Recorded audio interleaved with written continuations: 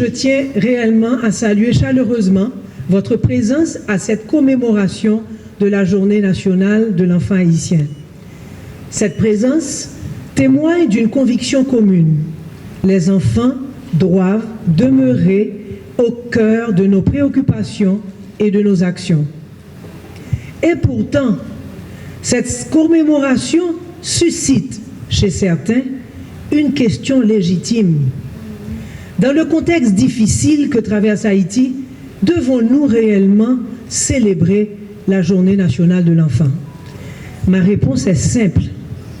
Plus que jamais, oui. Parce que cette journée est bien plus qu'une célébration. C'est un moment de plaidoyer, de réflexion, de mobilisation, d'union et de solidarité en faveur des enfants haïtiens. Aujourd'hui, nous ne célébrons pas une situation parfaite, loin d'être parfaite.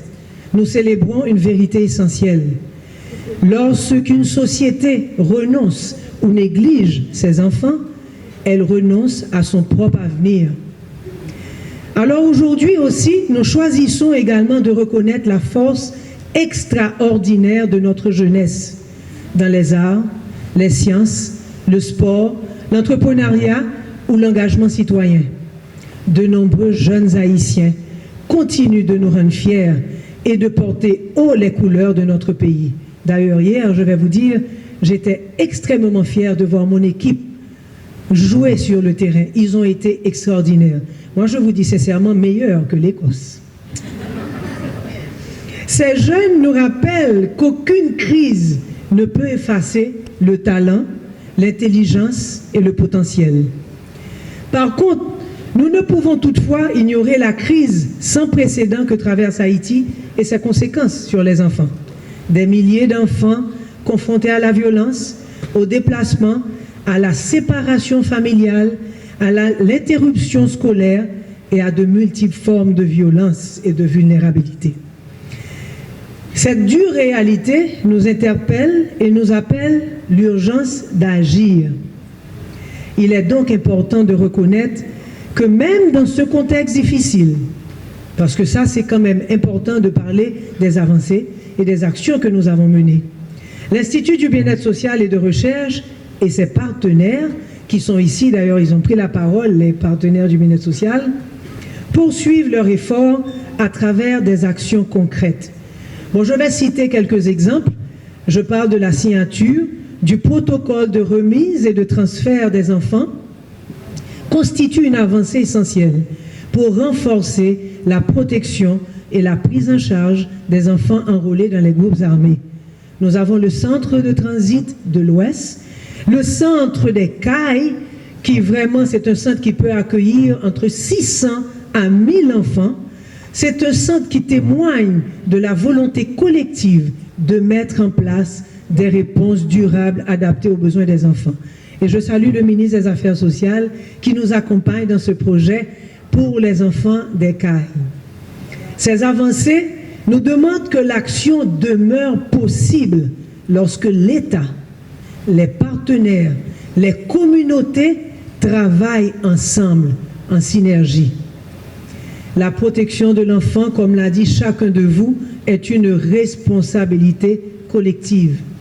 Chaque enfant protégé, accompagné, valorisé, devient une promesse d'espoir pour toute la nation. Aux enfants qui sont ici présents, je tiens quand même à donner un message spécial.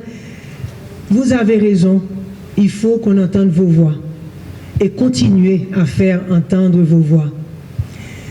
À exprimer vos rêves, vos ambitions. Croyez en votre potentiel. Vous avez des exemples et vous avez les mêmes talents. Il faut pouvoir les découvrir. Il faut faire des efforts pour y arriver. Car le futur, vous êtes les futurs décideurs, les futurs leaders, les femmes et les hommes qui auront la responsabilité de guider notre pays vers un avenir meilleur. Alors je tiens à remercier les autorités de l'État, d'ailleurs j'ai le ministre avec moi, le ministre de l'Éducation nationale et tous les représentants, le président de la lutte contre la traite des personnes, tous les partenaires de l'État qui sont avec moi.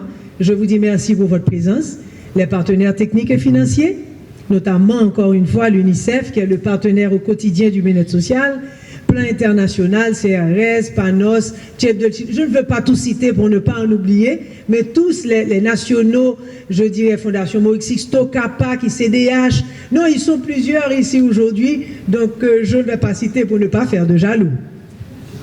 Et je remercie les collectivités territoriales, les organisations de la société civile, ça veut dire les organisations surtout à base communautaire, qui sont dans des zones à risque et vraiment qui font un travail extraordinaire.